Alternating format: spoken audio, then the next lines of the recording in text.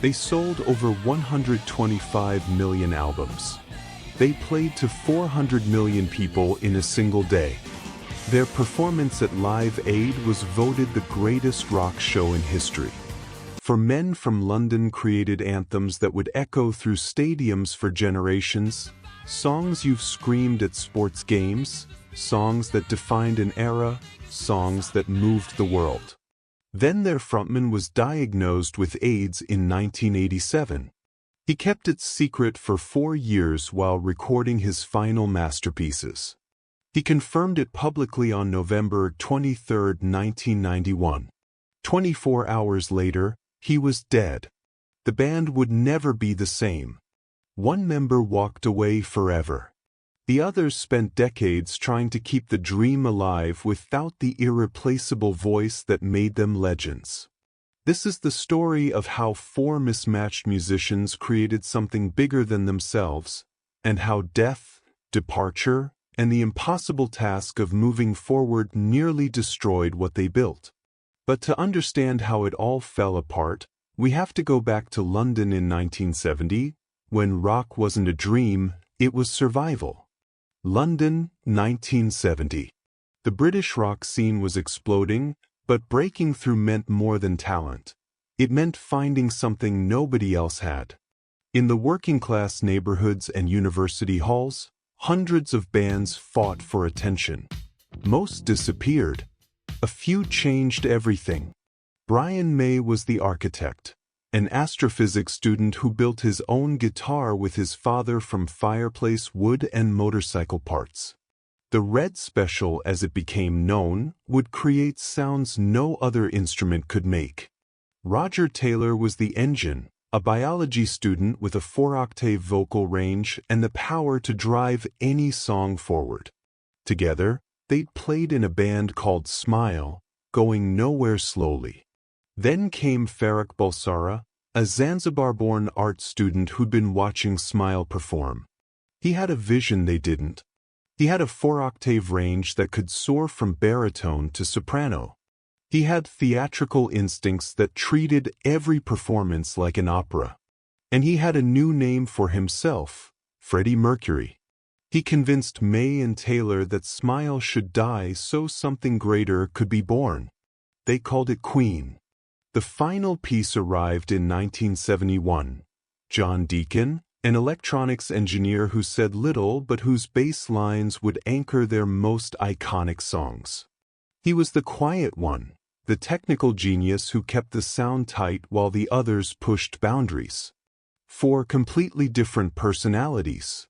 4 completely different musical backgrounds. And somehow it worked.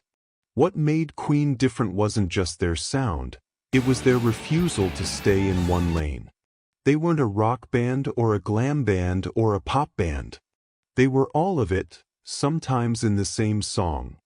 Mercury designed their logo himself, the Queen crest, featuring zodiac symbols for all 4 members, 2 lions for Leo, a crab for Cancer, fairies for Virgo.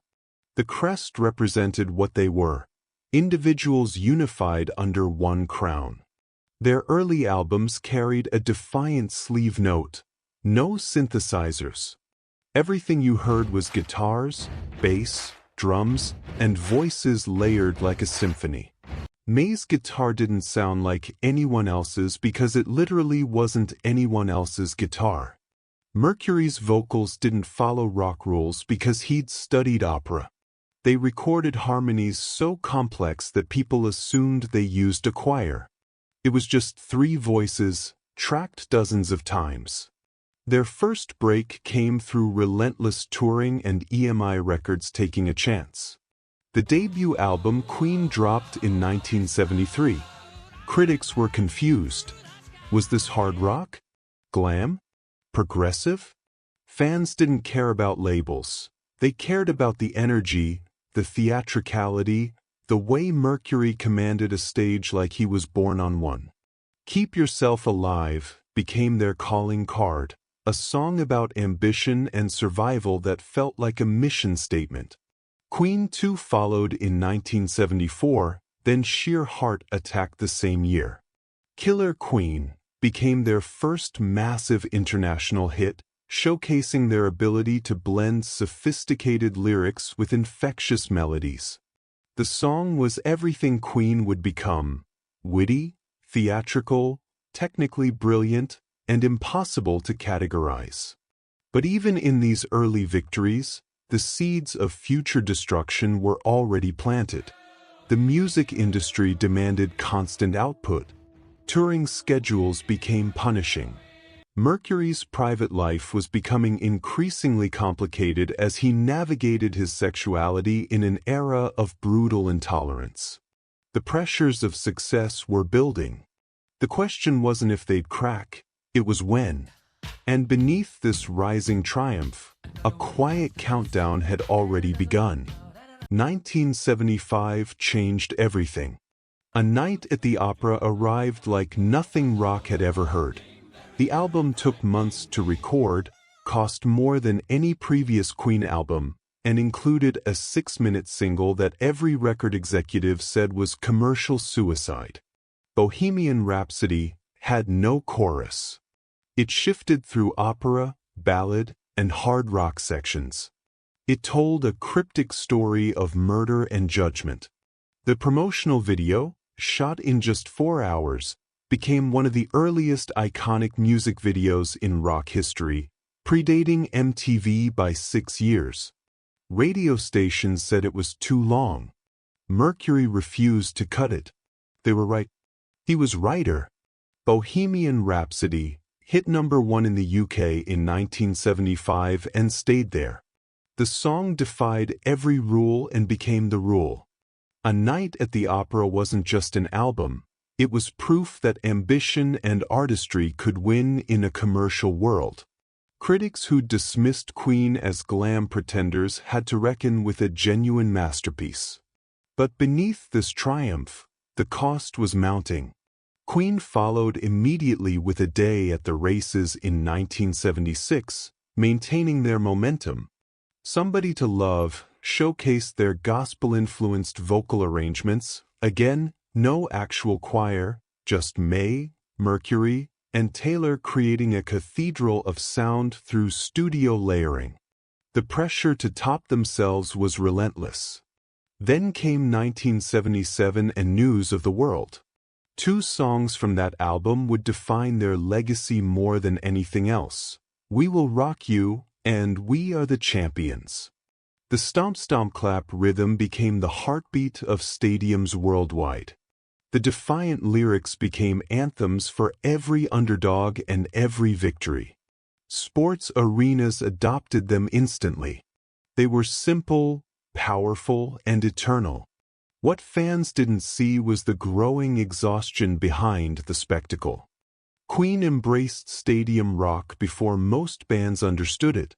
Their live shows became legendary for Mercury's ability to command 100,000 people with just his voice and presence. The I.O. call-and-response moments weren't rehearsed. They were pure connection, Mercury improvising ways to make massive crowds feel intimate. He'd wear increasingly elaborate costumes, leather, leotards, crown and cape, turning concerts into theater. Jazz arrived in 1978, showing their versatility again. Don't Stop Me Now captured Mercury's philosophy perfectly: pure joy, unstoppable momentum, the feeling of being invincible.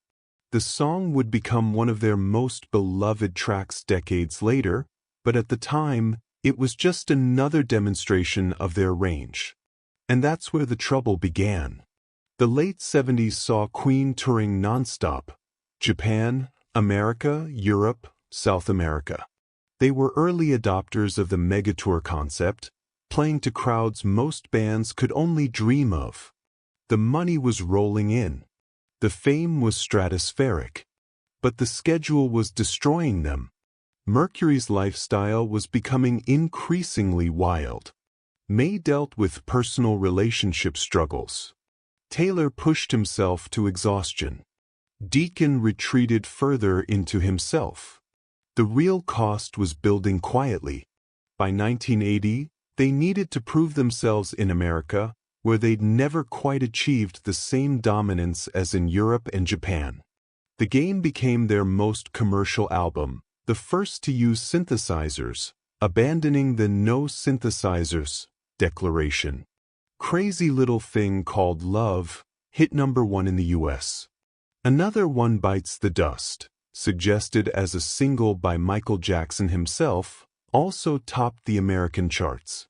They'd conquered America. They'd conquered the world. They were unstoppable. But while they looked invincible on stage, everything off stage was starting to fracture.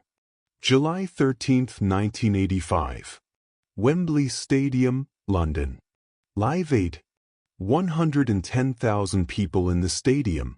An estimated 400 million watching on television worldwide. The biggest benefit concert in history, with every major rock act performing. Queen got 20 minutes. They owned it.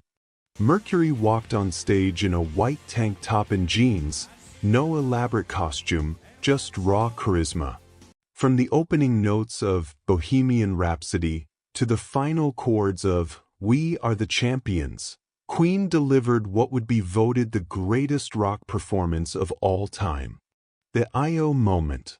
Mercury singing a simple note and 70,000 people echoing it back, was dubbed the note heard round the world. Brian May's guitar soared. Roger Taylor drove the rhythm like a machine. John Deacon's bass anchored everything. Mercury commanded the crowd with such totality that even other rock legends backstage stopped to watch.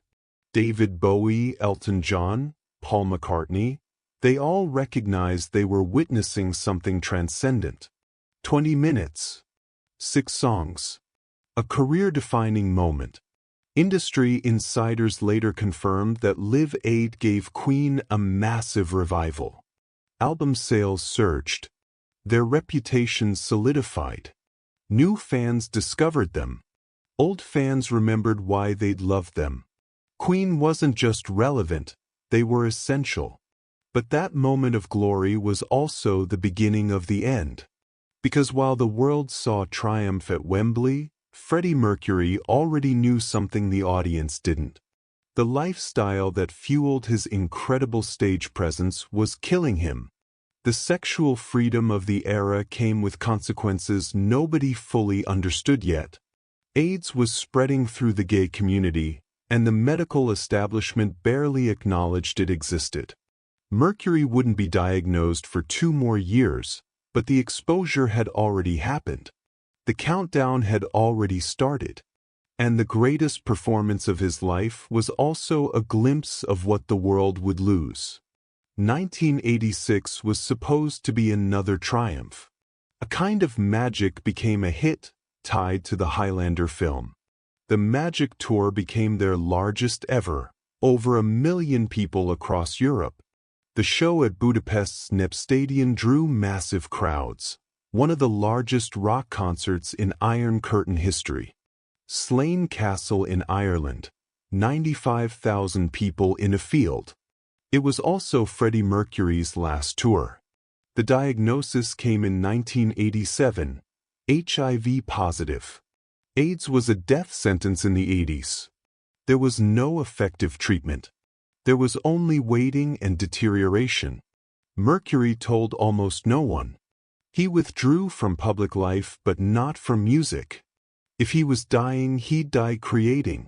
The late 1980s saw Queen's U.S. popularity dip compared to their 70s peak. Critics dismissed their newer work. Music trends shifted toward different sounds. But in Europe and South America, they remained massive. The disconnect was strange, legends in most of the world, somewhat forgotten in America. What the public didn't know was that Mercury was fighting for every recording session. The miracle arrived in 1989, an album created while Mercury was secretly battling his diagnosis. The band agreed to credit all songs to Queen rather than individual writers, a rare show of unity. They knew time was limited. They knew this might be their last chance to create together. Then came Innuendo in 1991, their final studio album with Mercury alive. Picture this: a man so sick he can barely stand, summoning every ounce of remaining strength to record vocals that sound powerful, defiant, immortal. The Show Must Go On became the anthem of Mercury's condition, though the world didn't know it yet. He recorded it in takes because he couldn't sustain full performances. The lyrics, written by May, felt like prophecy. "I'll face it with a grin, I'm never giving in." May later revealed he told Mercury the vocal range might be too demanding. Mercury's response, "I'll fucking do it, darling," and downed a vodka before nailing the take. The music video for These Are the Days of Our Lives, shot May 30, 1991, would be Mercury's final filmed performance. Watch it now and you see a man transformed by disease, still trying to give everything to the camera, still trying to maintain the illusion. By November 1991, Mercury could no longer hide the truth. The tabloids were circling. The speculation was destroying him. On November 23, he released a statement confirming he had AIDS. 24 hours later, November 24, 1991, Freddie Mercury died from bronchopneumonia related to AIDS complications. He was 45 years old. His funeral on November 27 was private, following Zoroastrian traditions. Only close friends attended. The location of his ashes remains a secret, per his wishes. The most public performer in rock history chose complete privacy in death. The music world shattered. Fans grieved globally.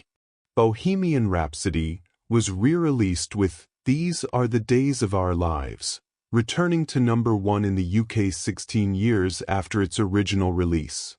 The song that had defined Queen's peak now defined their loss. And the three remaining members faced an impossible question. What do you do when the irreplaceable voice is gone? Brian May, Roger Taylor, and John Deacon each processed the loss differently. May and Taylor chose to continue, slowly. They'd built something too important to abandon. The music meant too much.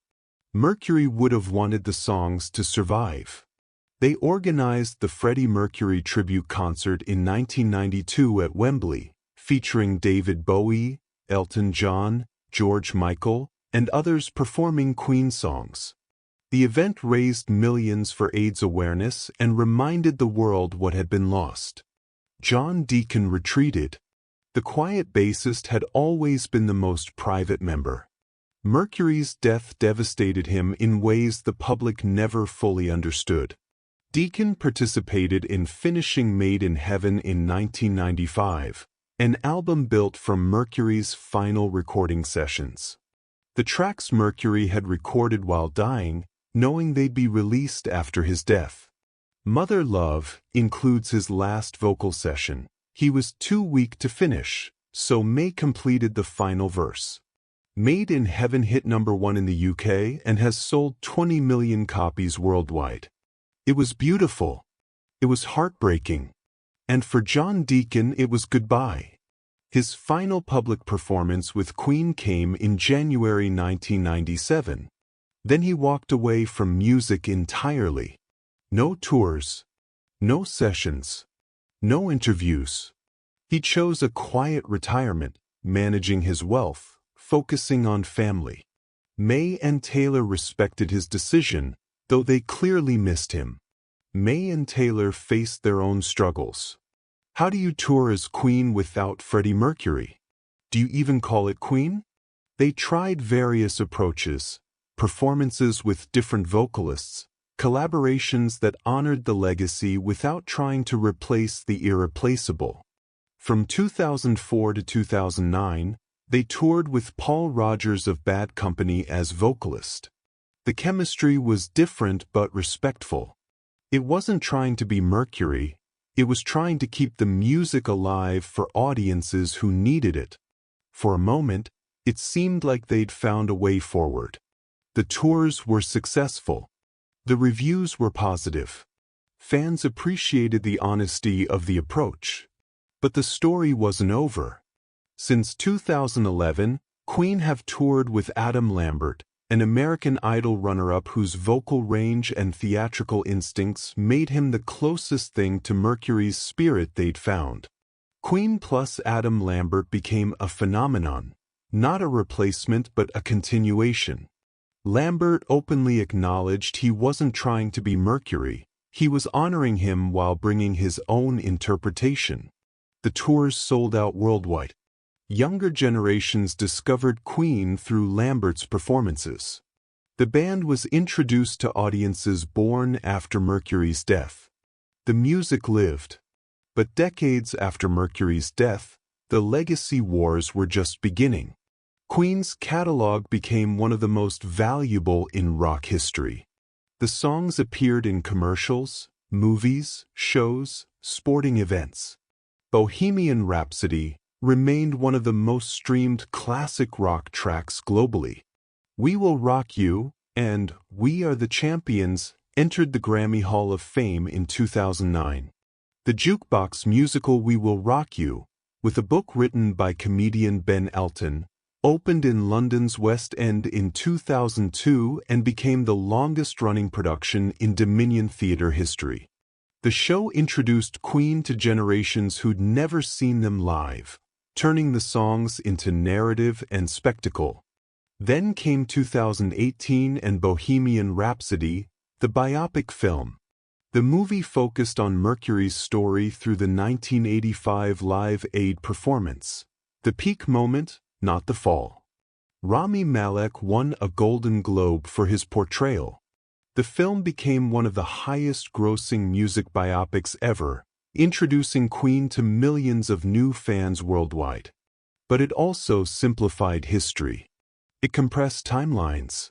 It made narrative choices that some fans and critics questioned. The real story was messier, more complex, more human than any two-hour film could capture. The battle over how to remember Queen, and particularly Mercury, continues. May and Taylor control the legacy along with Mercury's estate. Deacon remains silent.